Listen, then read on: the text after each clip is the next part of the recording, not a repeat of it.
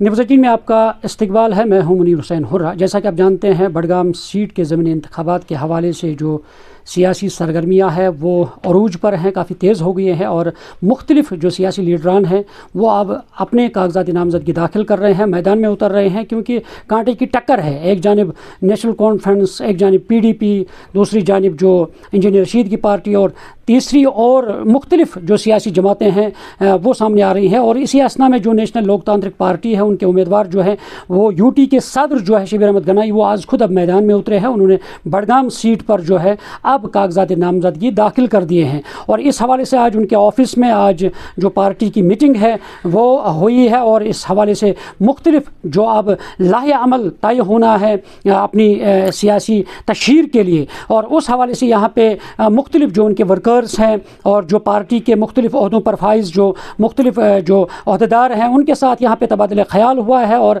किस तरह लाहे अमल तय करना है कि आगे चलकर जो यानी कंपेन जो है, सियासी कंपेन, वो किस तरह चलानी है। इन सारी चीज़ों पे यहाँ पे अहाता किया गया है, उन पे तबादला ख्याल हुआ है।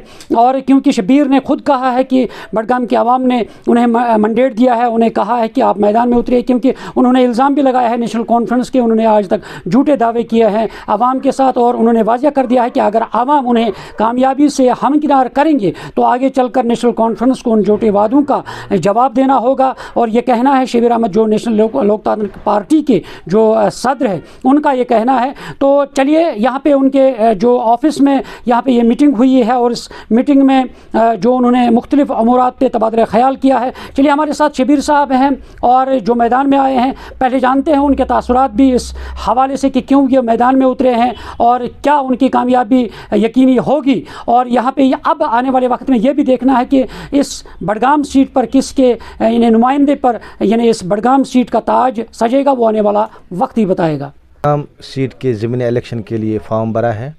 मैं बडगाम अवाम की कहने पर मैदान में उतरा हूँ, क्योंकि बडगाम के साथ हमेशा इस्तेसाल हुआ है, जैसे कि उमर अब्दुल्ला ने किया। अब इंशाल्लाह बडगाम की अवाम मुझे कामयाब कर देगी और मुझे अवाम की खिदमत करने का मौका देंगे। हमें रिवायती और ख़ानदानी सियासत और राज को ख़त्म करना है, ताकि अवाम को मुझ जैसा नुमाइंदा मिलेगा। अवाम भी अब बडगाम के नए चेहरे मांगते हैं।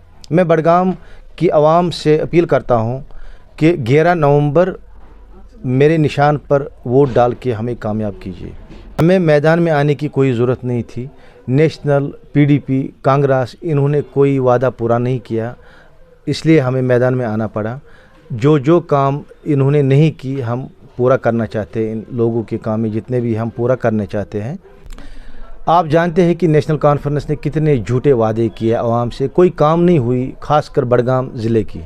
और हम चाहते हैं कि हम पूरी उम्मीद के साथ इंशाल्लाह अगर लोग हमें जिताएंगे, जीत के हम इंशाल्लाह काम करेंगे। और नेशनल कॉन्फ्रेंस को जवाब देना होगा कि उन्होंने झूठे वादे किए हैं, उसका जवाब उनको देना ही होगा।